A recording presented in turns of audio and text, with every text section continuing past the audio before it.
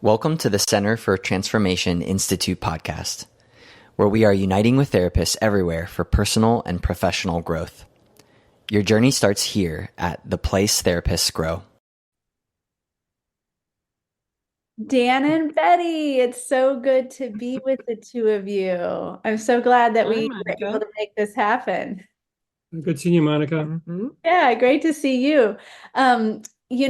We've gotten reacquainted here in the last few months as I've been working on this curriculum and I reached out to y'all, but I think it would be good to talk a little bit about how we first met. I think we decided that was it 2016 or 2017? 2017. Okay. It was 2017 at the Thrive training Mm-hmm. in Illinois. Yes. Yep. Track Yeah. one. Yeah, so we were in the track one together. And I remember being in like one of the smaller groups with you two a couple of times because I was with my friend and then the two of you were there as a couple and we kind of got connected. And I learned at that time that Betty, that you're a therapist. Mm-hmm. And Yep. so I kind of kept your name all these years on a list because I had in the back of my mind, I want to do some networking with life model therapists at some point.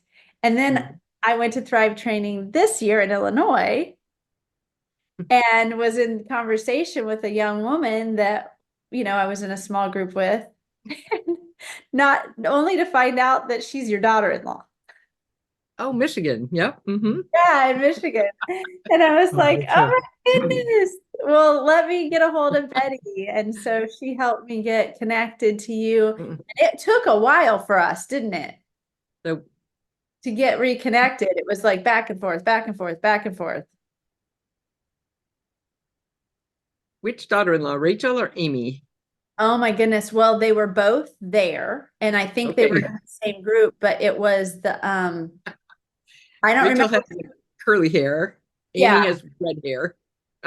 Yeah, I think it was the younger son's daughter that I finally made the connection to, but I had already been connecting to your older son's daughter. So Okay. it was interesting. So I kind of got to know everybody.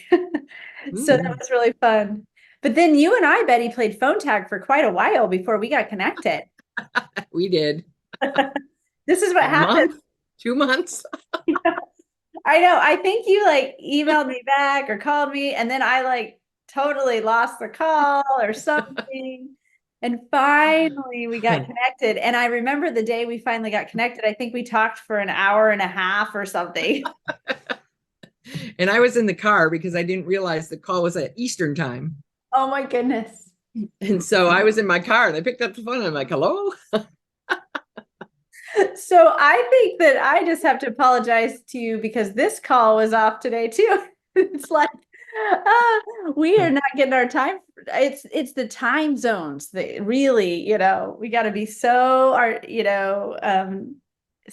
how do you say communicative, right? About EST, CST, whatever. So yeah, but I just remember that day we got finally reconnected, Betty. We were just jabbering back and forth, back and forth, back and forth, just so excited to be connected and to be moving forward in our personal lives and professional lives with the life model and how transformational it's been for us. So Yeah. I'm really glad to get reconnected to you too. Yeah. Yeah. So Betty, do you mind telling a little bit about your practice, what you do? And Dan, please tag into that as well. And just to kind of give everybody who might be listening to this some understanding of the direction you're coming from professionally. All right. I'm a therapist.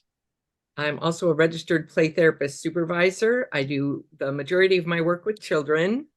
I am trained in parent-child interaction therapy and child parent psychotherapy, which is a model for families, children with trauma. Parent-child interaction therapy is more behavioral issues, ADHD and ODD for kids. And both models work with children and the parents together. So dyadic models. I work with lots of traumatized children. I work with lots of children in the foster care system or who were fostered and are now adopted. So I work with both sides after the adoption as well. I work with all ages, actually. I do see teens and adults as well, just to kind of have a balance in my practice. I'm in private practice. So I share an office with 2 other therapists, so I'm not somewhere alone, but I am a private practice. What is the name of your practice, Betty? Hope Counseling Center is the name of my practice. Okay, that's awesome. I mean, I'm just hearing this long list of credentials that you have and what your offerings are. And, oh my goodness, we could use about 1,000 of you over here in this area. I'm serious. I mean, we just so much need for the younger children and for parents to know how to navigate traumatized children. Yes. Parent them well. So thank you so much for the work you're doing. That's incredible. How many years have you been in practice now? Been in practice 11 years. 11 years. Okay. So I came to it older. Okay. Okay. What did you do before? I actually worked in a quilt shop. Oh my goodness. And how many children do you have? I have 4 sons. Okay, 4 sons. So you raised your sons, worked in the So quilt when my youngest son was in college, I went back for my master's to become a therapist. Okay. Wow. My personal therapist recommended it. He said, you would be so good at this work. You should think about becoming a therapist yourself. You could help, people who are in the kind of situation you were in. And of course, by that point, I had had a lot of healing. So I went for it. So your therapist planted the seed for you to think about, oh, maybe I would be good at that. Yes. Oh, that's beautiful. I love that. I mean, that's quite a jump from working retail to be, working with traumatized kids in a very professional, setting in terms of you know a lot of information about how to help people. That's amazing, Betty. I didn't know that. That's awesome. Okay. Yeah. So Dan, tell us what you do for a living and what your ministry is, what your heart for ministry is, and what it's like to be married to a therapist. Oh, that's a lot. Well, I was let go from IBM some years ago, so I'm retired over 10 years ago. And I'm a recovering left brain person, which means I'm was brought up to be very logical and problem solving, where in those days problems and tasks were more important than people, getting to the end goal. But now I am learning the right brain skills, the relationship skills. And for the last several years, I've been coaching soccer, fall and spring, and started with my grandkids, but it just kept on going when some of them dropped out.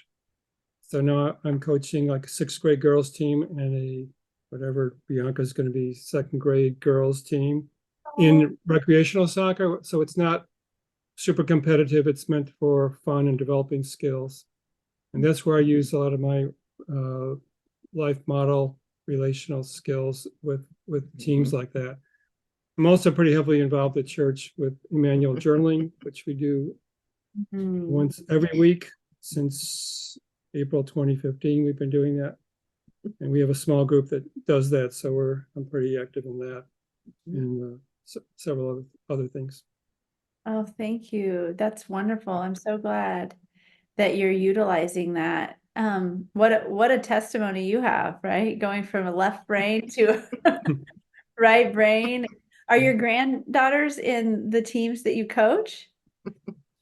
Well, one is. One is, but the other one, who's the most athletic, fear was too much of an issue with her measuring up, even though she was probably as good as anybody. So I just continue with that age group and enjoyed working with that age group. A true elder to the community.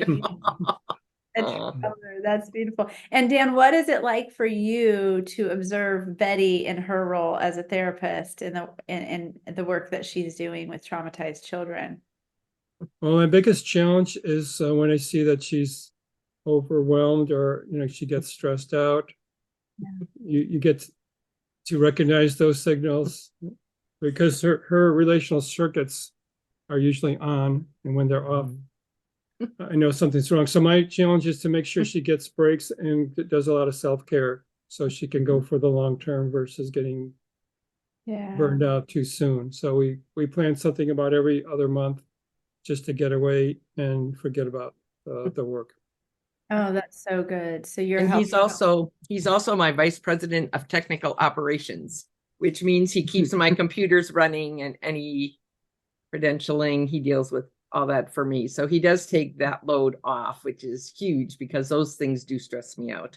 Yeah, that's very nice. So truly a partner to help you carry the load so that you can really focus on the work Mhm. of helping the children. I mean, what a gift you are to your community, both of you.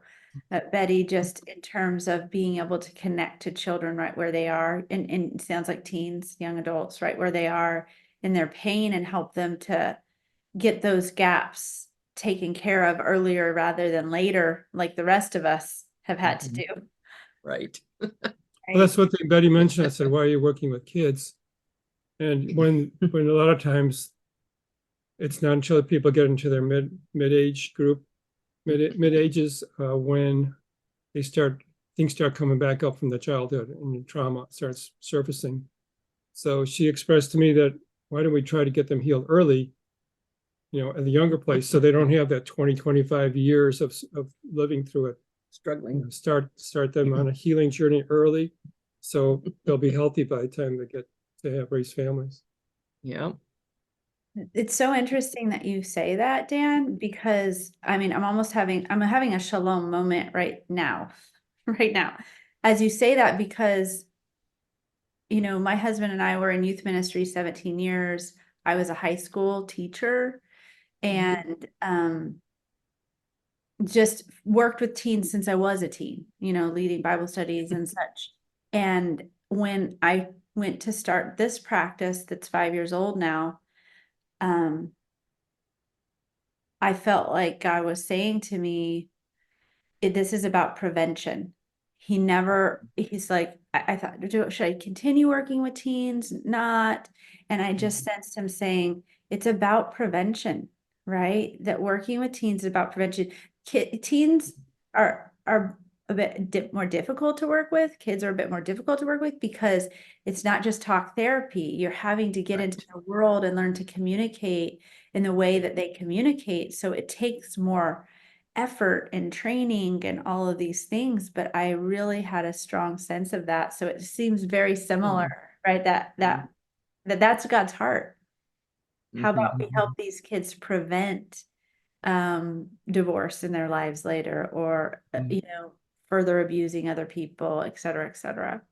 Yeah, that's beautiful.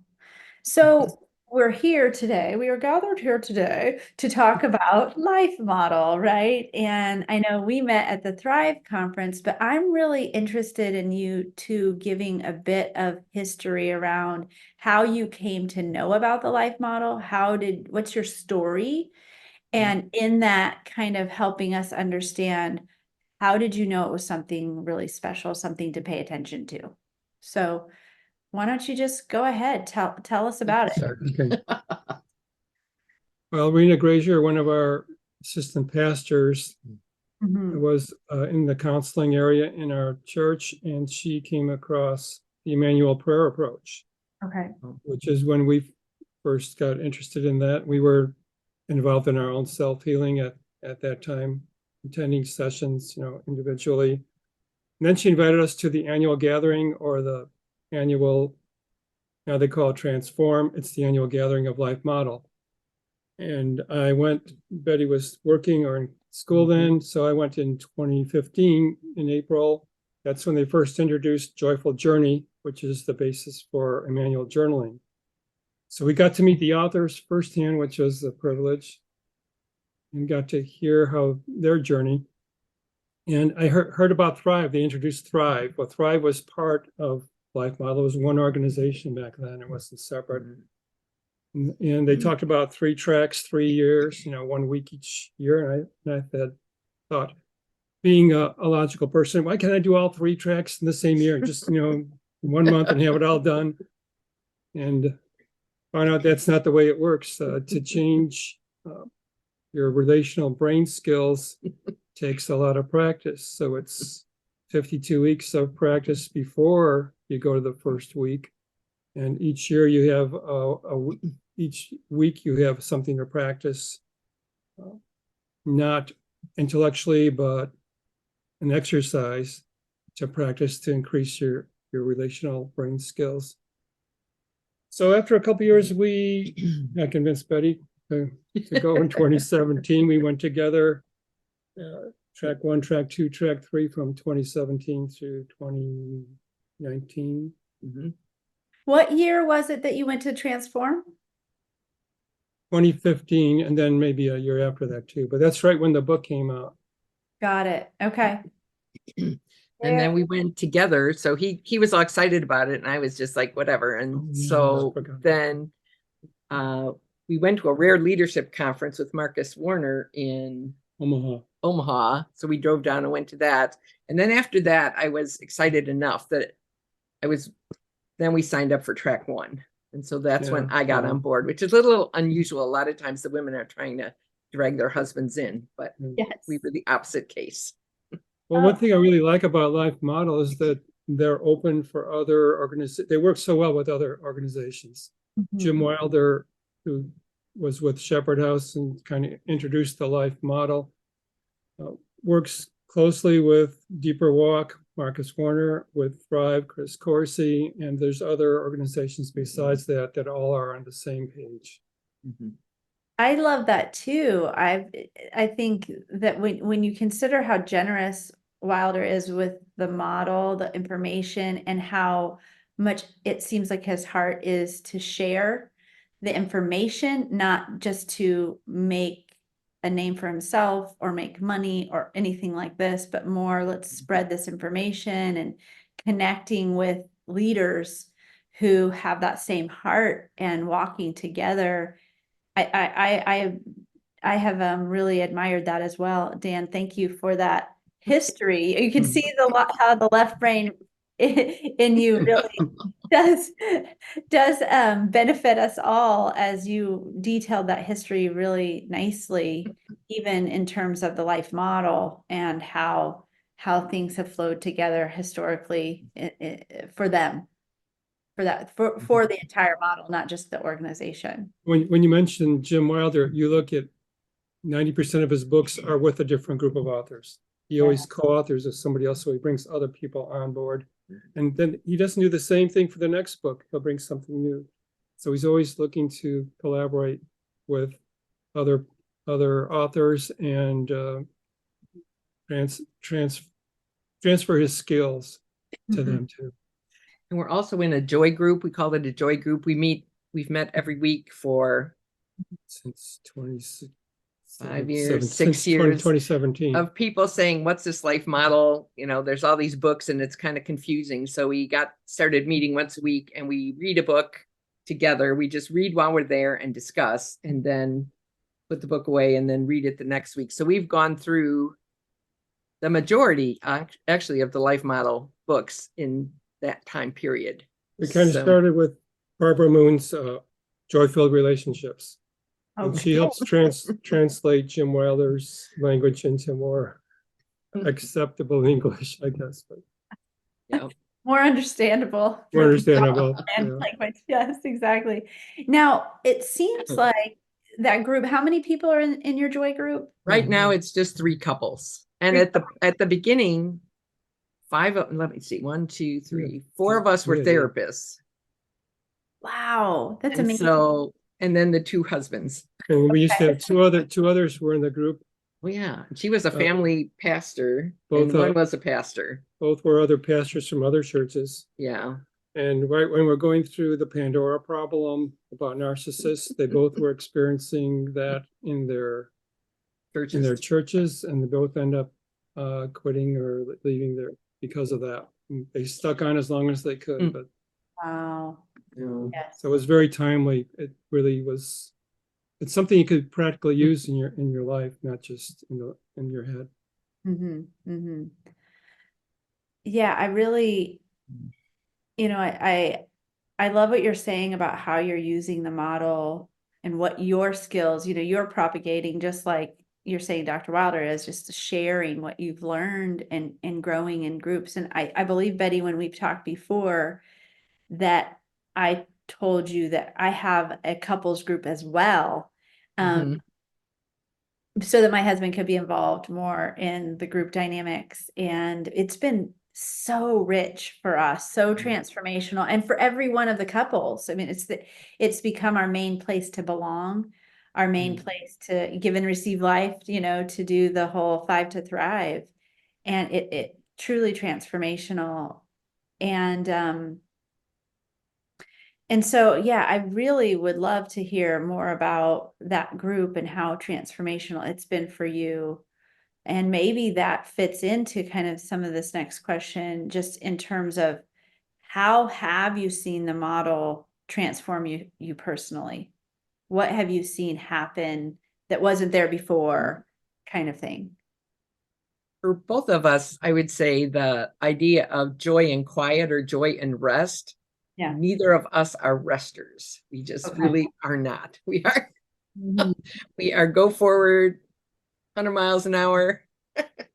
And so that was a really new concept of taking rest. And that's something I would say now, together we really work hard on. We take vacations, we specifically set aside, time for fun and time for relaxation, and a lot of, for me, that equals self-care, which is why I feel like I can come back refreshed and then ready to do the work. So that, I would say, was a huge takeaway from track 1 for both of us. And then for track 2, of course, learning to return to joy from distressing emotions. And again, in my work, that's super important, because I'm hearing people will say, how can you sit all day and listen to everybody's sad story or terrible story? And just what I learned in track 2 of how to return to joy, how to stay connected to the source, Jesus. And so I won't say it never happens, but basically I don't feel like I'm carrying those sad stories with me. I'm able to hear those sad stories and give input, but I'm able to like hand them on to Jesus. And Mhm. so sometimes I come home tired or talked out and kind of like, but usually I'm able to leave that at the office. And when I'm there, I'm present and my RCs are on and I'm, working hard. And then when I leave, I'm able to just come home and kind of just leave it there, which is something I also worked on in my own life. Like my whole career, I've worked on leaving it at the office. Call your capacity. And then I would say the first 2 tracks we paid for just as a couple. And then I said, this is the most helpful thing I have done for my work ever. And so I started doing it as a business expense, because my capacity has so increased. And that's another reason, that increase in capacity, how I can have 6 or 7 clients, or hopefully only 4 or 5, but in a day, and still be able to be present for them, and to still be joyful, and to still, be able to come home and still relate to Dan, and not come home all grumpy or. Yes, it's like an ability to stay within your window of tolerance. So you're still yourself, you're still acting like your Right. identity, you're still grounded in love and peace and Yep. joy, even though there's been so much distress coming your way. Right. Yeah. And so just the capacity increase, which I don't think I really realized till after the second track. And I went, wow, these things used to really stress me out. And I used to wake up at 5 a.m. in the morning thinking, this client, that client, what should I have done? What should I have done? That, which is not that uncommon for therapists. Oh no, burnout is huge in our field. But, I almost never have that happen anymore. I'm able to really just do the work and to be there and to do it well, but to not carry it home. So let me just dig into that a little bit more then. When you say that, Betty, at what point did you know? What point did you think, oh my goodness, this is really helping me. I'm going to give a lot more effort, time, attention to, these brain relational skills. I would say all of them have been super helpful, because track 1 is about the joy and the rest. And that really helped me, number one, to think about resting, and to just work at joy and having my relational circuits on. As a therapist, I need my circuits on with every client, because they're more important than the problem. I need that. And I also need that at home. I need that, in the community. I need that in my church. So I would say that was maybe my big takeaway from track 1, how to find joy and keep my relational circuits on. But then track 2, where it talks about returning to joy from distressing emotions, I would say that was the one that really helped me increase my capacity, because I could hear stories and people's, what they had gone through, and I was able to return to joy. And I was able to hopefully give them hope as well, that, because part of our job as therapists is people in hard places, to give them hope that, yes, it does get better. Yes, you can come out the other side and, have a good life. Right.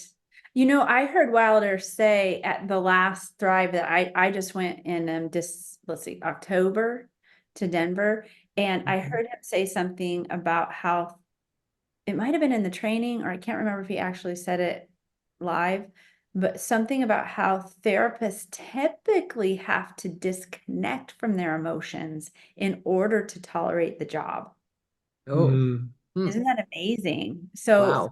to actually have the capacity to stay present with yourself and with the other person is a huge gift in the therapeutic world. And in our organization, Center for Transformation Institute, we've been talking a lot about the idea that as therapists, we're the silent influencers. So we are propagating these skills because when people are coming to us and they're in this very vulnerable space, there's so much opportunity for growth if we can stay present. Yeah. But if we can't, if we're shut down ourselves and we're bringing a pseudo self or a masked person to the interaction because we really have to fake it till we make it, then are we really propagating the good stuff? Plus, the mirror neurons in your brain. So as I'm able to stay regulated and calm and peaceful, then people in the room with me their brains can start downloading my peace and my joy into their own lives. So it can, it gives them, without even words, really. Yeah, it's like this a good download. It's amazing how powerful it is. Just that propagation of our energy systems. Like God created us so wonderfully and uniquely, and just we're amazing. Our bodies, our systems, our minds. That we can be so synergistic with one another and forming connections, and that if some of us can step away and do the work that it requires to get our brains healthy and able to fearlessly attach to others and connect to the Lord, I think this is the Great Commission. I really do. This is how revival spreads. It's the love of God that is poured out into our hearts that we're just transmitting so freely when we are cleared out of all the stuff that's held us back.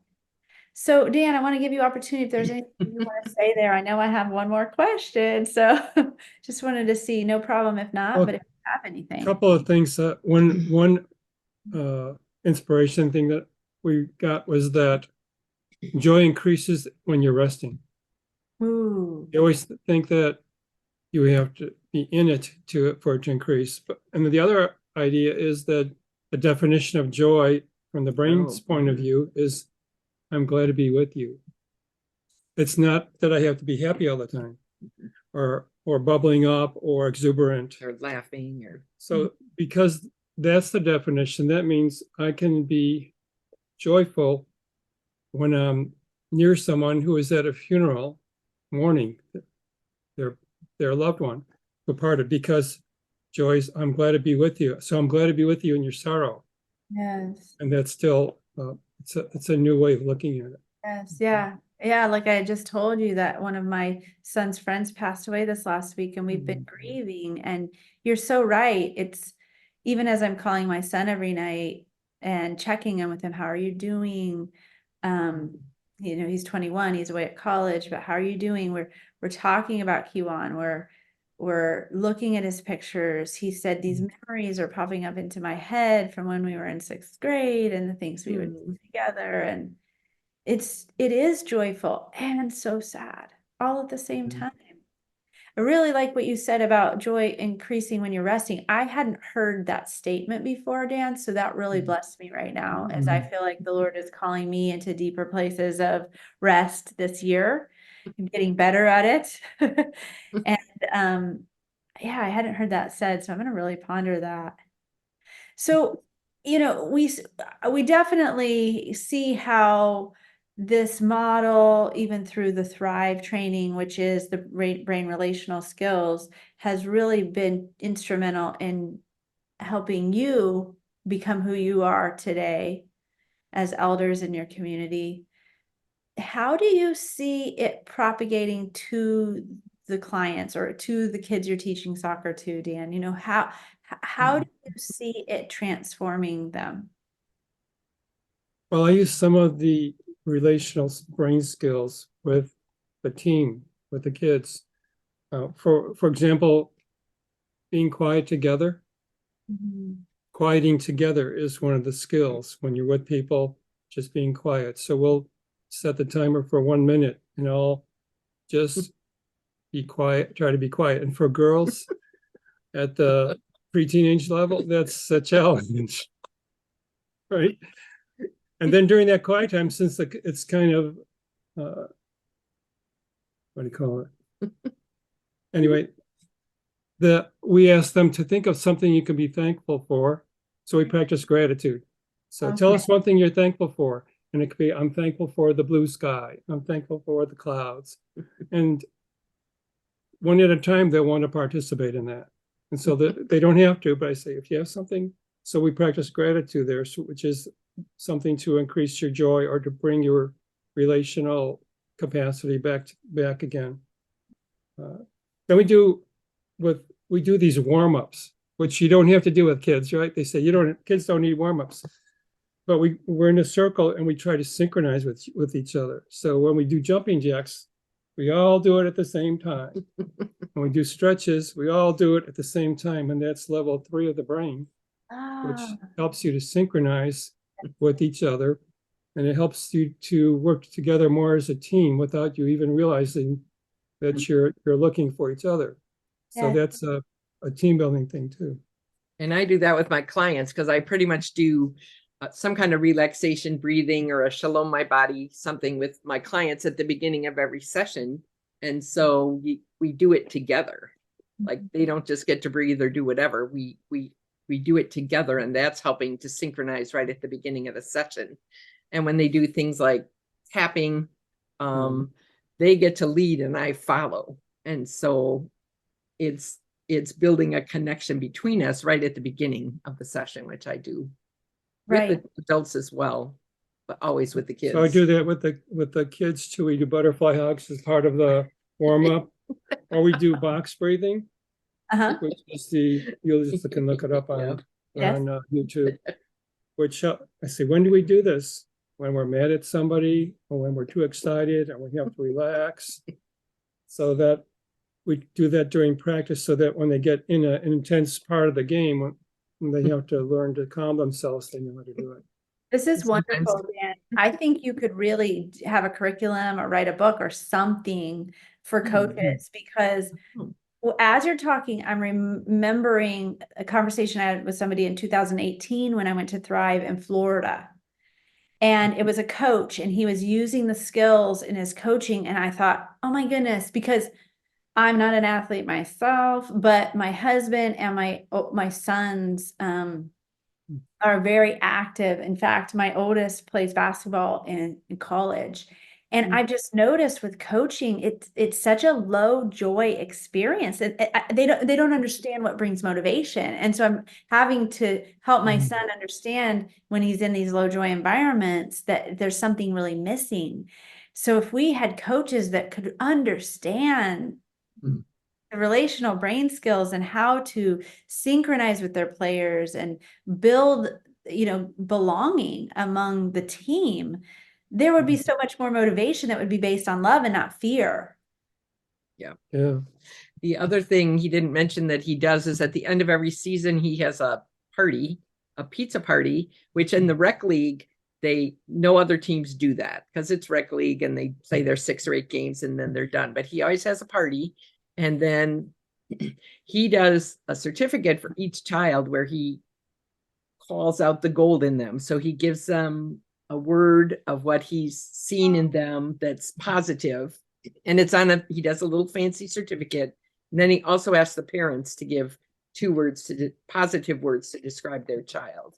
And then those get presented to each child at the pizza party and everybody claps. So Each kid gets the award and gets an Medal. ovation or You're speaking identity to them. And as an elder, what a gift. And then you're modeling it for the parents and having them participate.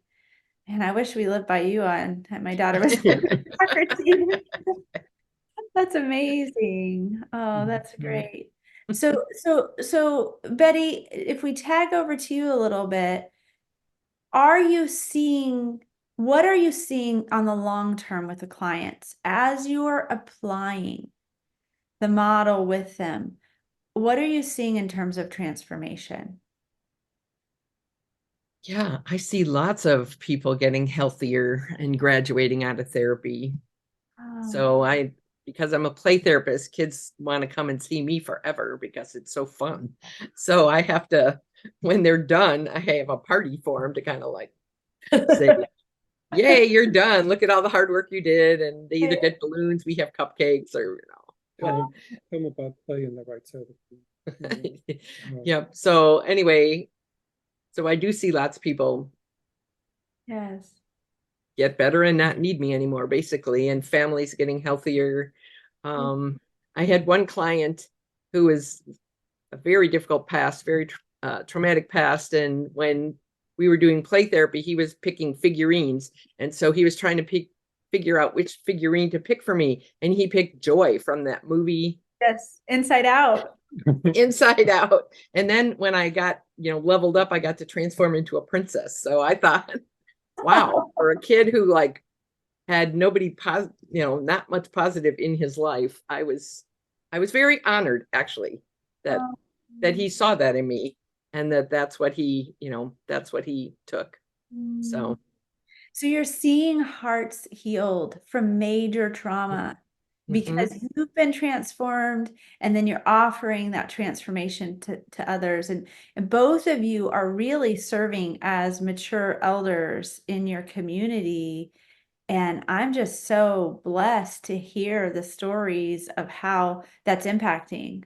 I know that your church and that your community is really blessed to have you. Oh, that's amazing. So I'm speaking identity to you right now. thank you. Thank you.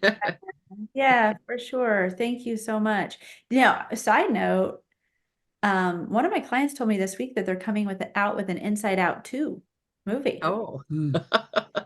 Yeah.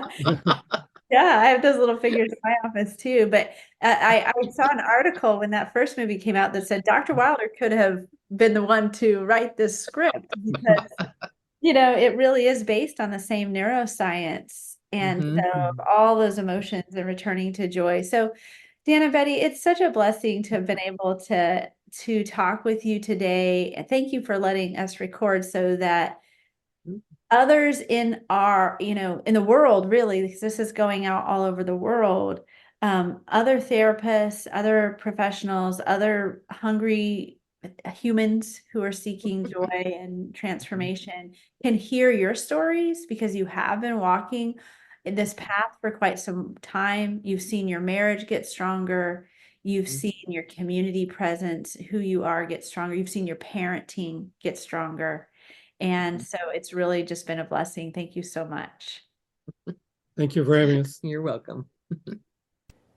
Thanks for tuning in to this week's episode of The Place Therapists Grow. We hope you will join us next Monday. To expand your knowledge and continue your growth journey, go to cftinstitute.com and take our assessment. See you next time.